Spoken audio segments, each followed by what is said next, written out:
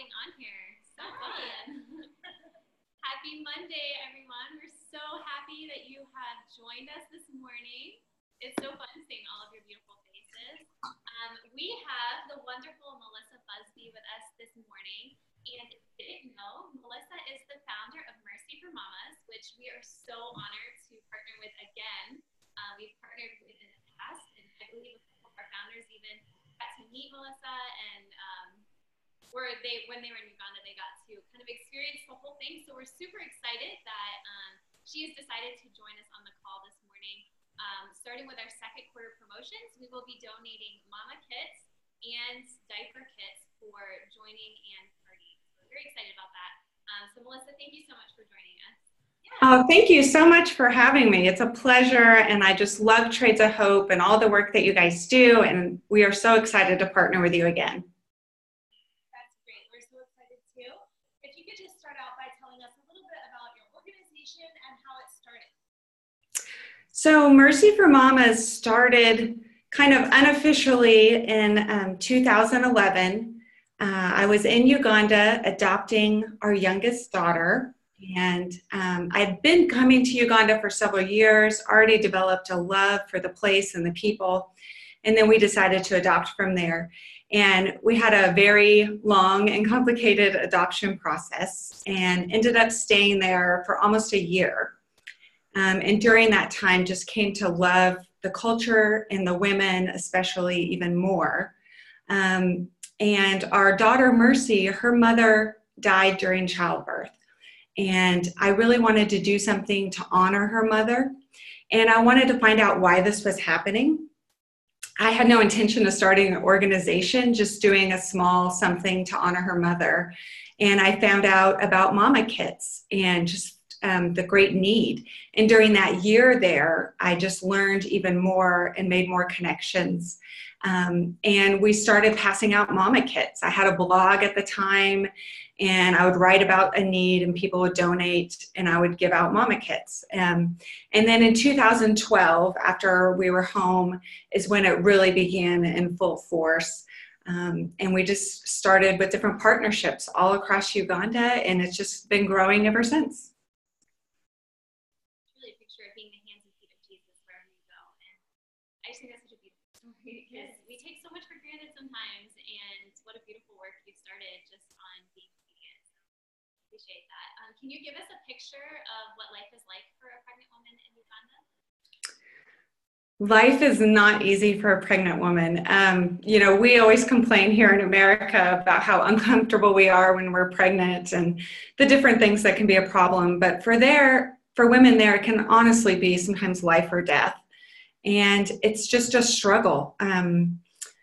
The women often don't get prenatal care because if you go, you have to sit for the whole day at a clinic, and you may not get much attention, and that's a day away from work or from your kids.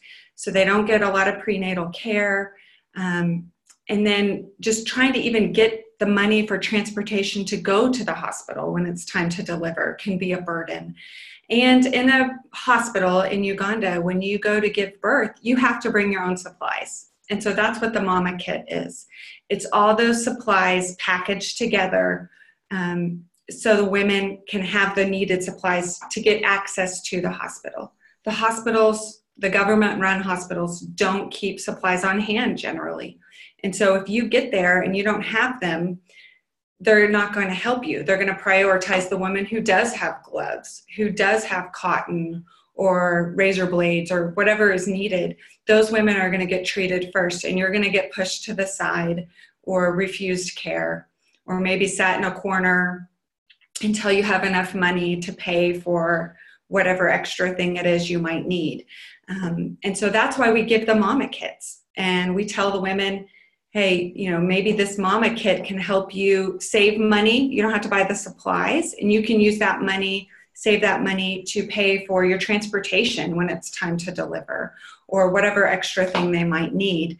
We want to relieve that financial burden for them because as moms, you know, we prioritize our kids over ourselves a lot of times, and they use the money for school fees or food for their kids or those other basic things, and they don't think to save the money for themselves for these supplies. We've heard stories of pregnant women in Uganda getting pushed for miles in wheelbarrows to make it to a birthing center. How many birthing centers are around in that area, and how easy are they accessible? There are a lot of clinics, and sometimes, you get what you pay for. And so a lot of these free government clinics may not offer the best care, or like I said, they have very limited resources. And you're right, there are women who will get pushed in a wheelbarrow to get there, or on the back of a motorcycle taxi. That's very common. Women who walk for miles and end up giving birth on the side of the road. My dear friend Harriet, that happened to her. She was trying to walk. Her village was far out in a rural area, and was trying to walk and ended up having to give birth on the side of the road. So it's definitely difficult, like I said, getting access to the good clinics, and especially women in rural areas. It's obviously harder because the better clinics that can do births are further away. And so they have to really be planning ahead and hopefully know their bodies enough to know when it's time to go. That's a struggle for all of us, but they don't have the ease of calling an ambulance to come and get them. Like I said, a lot of them, if there's an emergency, you have to go on the back of a motorcycle. So if you can just imagine being big and pregnant and in labor on the back of a motorcycle on mountainous dirt roads, it's not an easy situation. Scary too. That's scary. Can you speak on what specifically comes in these kits and how they are used? Yeah. So I brought a couple, two to show you. So this is how the woman gets it. It comes like this, all sealed up in plastic, and we always are encouraging them, do not open them until it is time, because we want to make sure everything stays sterile and clean. And a lot of times the women are so excited, they want to open them up just to see what's in it. So whenever we do an education seminar or something, we will have one open to show them and say, I promise all this is in there, so keep it closed. This is the biggest and most expensive thing in it, and this is a giant roll of cotton. And you can see, you just tear it apart and use it with gauze wrapped around it to make like a pad to soak up stuff. This, like I said, is the most expensive thing, and this is part of why we get our kits made and packaged in Uganda. Like, we can't just go to Walmart and pick up a big thing like this if we were going to make them ourselves. We have different types of gloves, because you have to have gloves. You get checked by a nurse or midwife as many times probably as you have gloves. So we provide more gloves than any other group that we know of out there, because we want to make sure the women can get checked every time that's needed. We have gauze pad. This was a new thing we were able to add this past year, which we were really excited about from talking to women who'd been using the kits. They needed this to be able to make extra pads. And that's something I never would have thought of, so I was really glad to get that feedback. And then here we have a surgical blade that's used to cut the umbilical cord usually. And then these are little strings that are used to tie off the umbilical cord. Some people ask why we don't use the plastic ones that we think of. A lot of the places aren't trained on how to use those, and so they weren't using them correctly. And so we just stick with these old ties. Or another trick that I've learned, a lot of times they will use, just because they're used to it, the nurses, they rip off the top of their gloves, and they use that to tie off, which is kind of funny. This is a big piece of plastic sheeting, and we have 2 of those in each mama kit. And so one is used underneath mom before baby comes, and one after.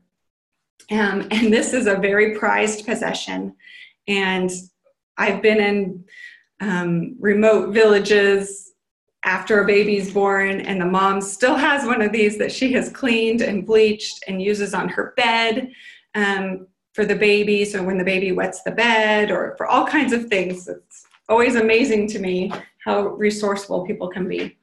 We also include this, which is instructions on how to deliver a baby, because sometimes women don't go to the hospital or clinic. And so this just gives them some really basic guidelines on what to do if you have to deliver a baby. And then we have this health card, which is used to keep track of babies' immunizations or anytime they go to the doctor. And this is kind of a prized possession by a lot of Ugandan women, because it shows they were able to get those immunizations. It keeps track of everything. A lot of them will just carry these around in their purse or their big bag, so they have them if their child has a need. So it's a big thing to be able to show what your child's had, and they're really excited to get those in our kits as well. So that's everything that's in the kit. It's really simple items, but those are the government requirements at the hospitals. That's how we came up with what we put in them. And then through talking, we've added a couple things as needed. That is incredible. And it's so crazy that those items are not provided to a woman in Uganda, where here in the United States, we don't really even think about having them at a hospital. It's just, you know that you're going to get taken care of when you give birth. So it really puts into perspective the difference of women in Uganda. Mm-hmm. Right, and that doesn't even get into, if a woman has to have a C-section or has some other complication. I mean, that adds a whole other level of care that's needed. But it just shows how important, these simple items, they don't cost a lot of money, but it makes a huge amount of difference. And even in the care that they get, this is something that the more time I've spent there, I've understood more. It's like a matter of dignity. And the way that you're treated by the nurses and midwives when you arrive, if you have your supplies and everything ready to go, they will treat you with a lot more dignity. And that's a simple aspect of it. So yes, they're life-saving, but then also it just, provides dignity to these women who often feel so unwanted and abandoned and unimportant to people in the world. Which brings me to my next question. Could you speak a little bit to what a day-to-day life is like for women in Uganda, the economy that they're surrounded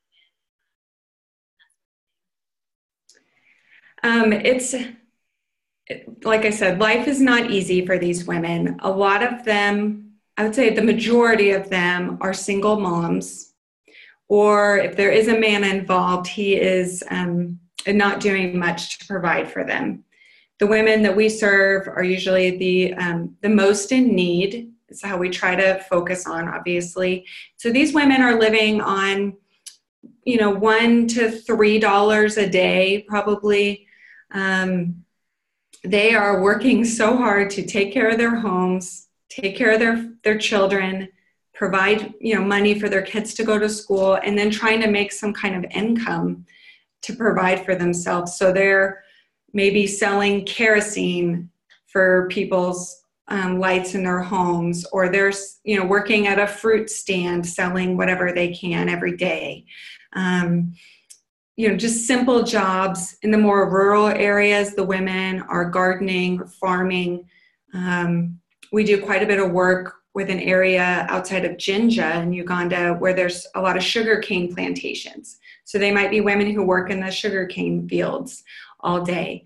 They are the most hardworking women you will ever meet, and they are just doing everything they can to struggle to survive. It gets so frustrating when people are like, oh, well, they're just lazy. I'm like, no, you don't understand. These women work all day, every day, thinking of how they can provide a better life for their children. And so that's why we're just so glad to be able to do one small part to help them. That is awesome. How many women would you say Mercy for Mamas has been able to help with the donations of Mama? I believe we're at close to 70,000, which is pretty mind-blowing to think about. It just keeps growing and growing, but The need is so great. There's still so many more to help. And one thing that's kind of unique about what we do is how we partner with different groups all across Uganda. So we're not just working in one specific area. We have partnerships all over the country there.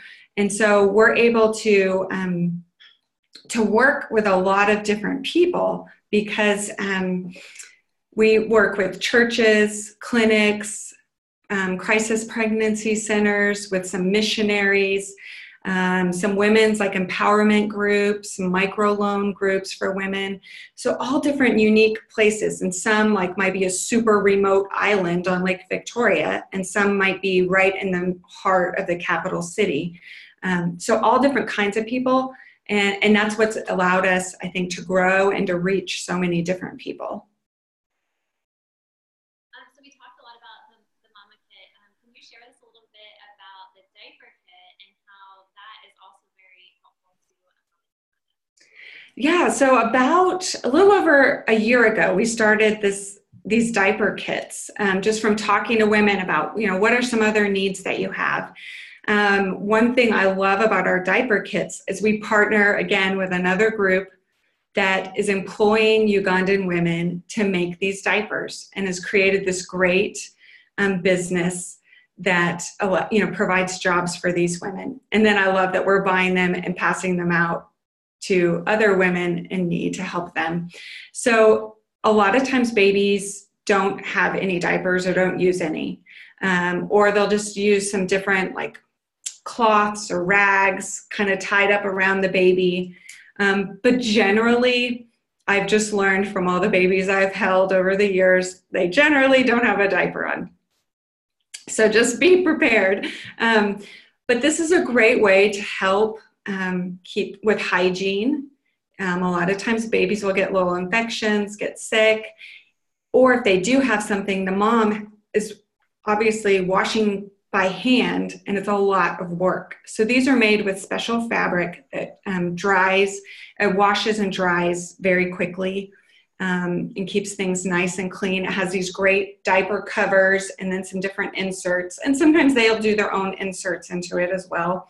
And the women are so excited to get these. I mean, it's so fun to see their excitement. They'll yell, they're so like excited about these diapers. And we do them in this dark brown color because a lot of times the babies are in the dirt, and so the dirt doesn't show up as much. And it really is fun, and they are so excited and happy to have this. And it just helps. It's another simple way to help these women make their day go faster, keep their babies healthier. So it's a really neat thing, and we love giving them out.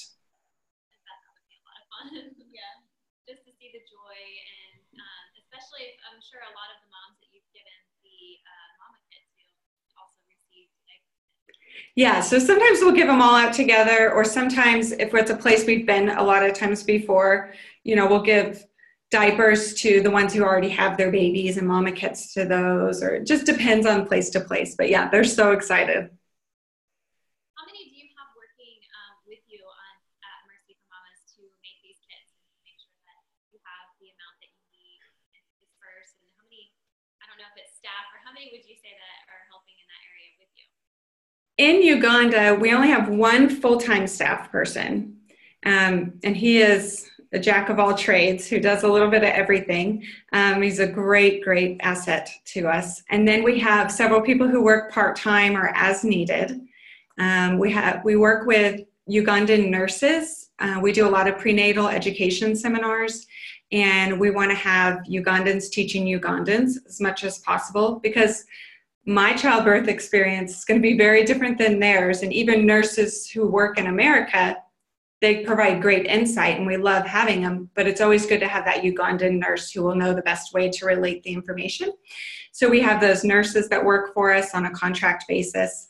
And then like I said, we have our partnerships, different ministry partners all around Uganda, probably about 50 different ones that are active right now. That's really good. That's very exciting. So knowing that the need is always going to continue, what are your plans for the future for Mercy for Mamas? Do you have any intentions intentions of spreading out to other countries? It's a question we get asked a lot. Right now, the needs in Uganda are so big. And we have good, trusted partners, good suppliers, the people who make our mama kits. And so for right now, we're in Uganda only. There are some areas of Uganda where we haven't been able to do much work yet. And I'm really excited. In October, we're starting a lot of work in southwestern Uganda, right on the border of Congo and Rwanda, in a really unreached area. And so we're kind of branching out there and doing more with, Uganda has more refugees than just about any country in the world right now.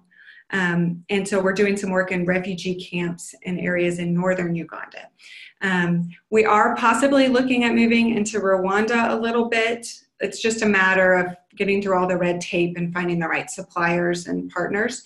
And then one of our board members actually just today landed in Zambia to be full-time missionary in Zambia, her and her family. So I've told her if she can work out and find us some good partnerships there, then we might consider going into Zambia. It's really fun to know that we are a part of that, the Trades of Hope in some way. And as you can see, all of these compassionate entrepreneurs that have joined the call, and there's going to be many more watching the recording, their incentives for beginning April 1st through June 30th is the Mama Kit we will be donating for, there's the Mama Kit and then the diaper kit for partying and joining. So we would love if you would be able to just speak directly to their hostesses, the ones that are holding the parties, and letting them know, just how thankful Mercy for Mamas is for their parties. Sometimes that is a lot of hard work, so that they can maybe turn around and share that at their parties and as they're speaking to potential CEs that want to come on. What would you say to them? I would say to a party hostess just how overwhelmed Mercy for Mamas is, that you would choose to take your time and spend on this, and just to let you know what a huge blessing it is to these women in Uganda. I wish you could see and hear their excitement that they get when we hand them a mama kit, when we hand them a diaper set. They are just overjoyed, and you are giving these women hope. You are giving them dignity. You are giving a great act of mercy to them to help them know that they are important, that they are loved, and that we want them and their babies to be safe. And so it may seem silly, like a simple thing like having a party and buying some earrings or whatever it is, but it is a huge thing because you are working with Trades of Hope to give jobs to women around the world with your purchase, but then also I can speak directly that you are impacting the life of a woman in Uganda. Thank you so much, Melissa. This has been an amazing call. I know I've learned a lot that I probably just didn't think about before, just the need being so great and how those simple products that come in those kits are so helpful to women in Uganda. Well, thank you so much. I really appreciate it. And we're so excited about the partnership that we have with Trades of Hope. And we just look forward to sharing more stories with you in the days ahead of all the work that you guys have been able to accomplish and how you've been able to help us. We would love that, yeah. And I just saw Gretchen has unmuted herself. So Gretchen, would you like to say something? Oh, hi, Melissa. Hi, Gretchen. Hi. We have actually never met in person, but No, we haven't. no, but I've met your staff, and I thought that what you're doing in Uganda was cool before we went to Uganda last year, and then I got there and saw a lot of the women that were directly impacted by your gifts in a positive way. And it just made my heart burst. Your staff is amazing, which says a lot about your organization. Their hearts are huge. I was able to go around with Melissa's right-hand man and a social worker that I believe you employ her part-time, right? Mm-hmm. A couple of social workers. They also do these like meetups. I think it was once a month. Is it once a month that you do some of the meetups, or once every other week? It depends on the place, but yeah, one place is once a week, another place it's once a month or so. Mm-hmm.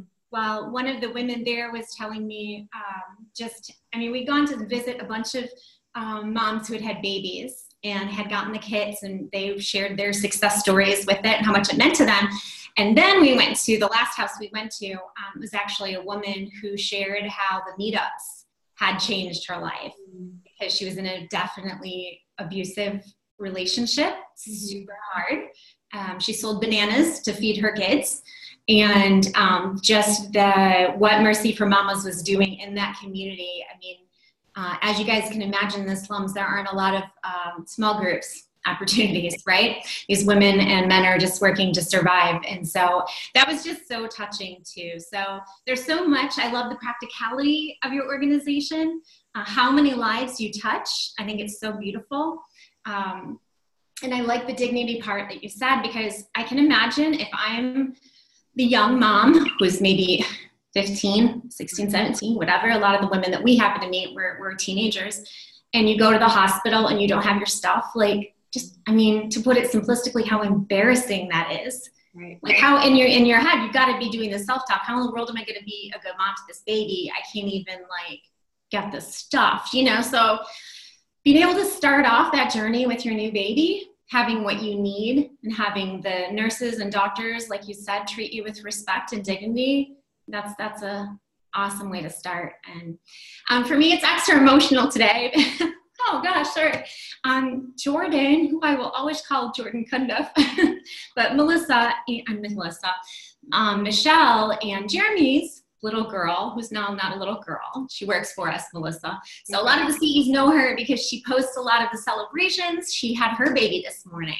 So, and everything went really well. She had sounds like a great labor, 6 hours. In and out, they seem healthy, but just knowing like the care that Jordan got this morning, and how great it is we can do a little bit to help these other young women and older women around the world who are going through kind of a scary time, right? It's scary when you go to have a baby too. So anyways, I love you, Melissa. I love what you're doing, and I'm so honored that Trades of Hope can play a little part in helping you, reach all of these lives, because it's really beautiful. So. Thank you so much, Gretchen. Well, thank you. Bye, guys. Thank you, CEs. This isn't going to happen without you guys. You're absolutely amazing, and it's your hearts that are out there touching somebody's lives. So, I can't talk about newborn babies apparently on video anymore. But anyways, have a great week, you guys, and we'll look forward to talking to you next time. Bye. Thanks, Melissa.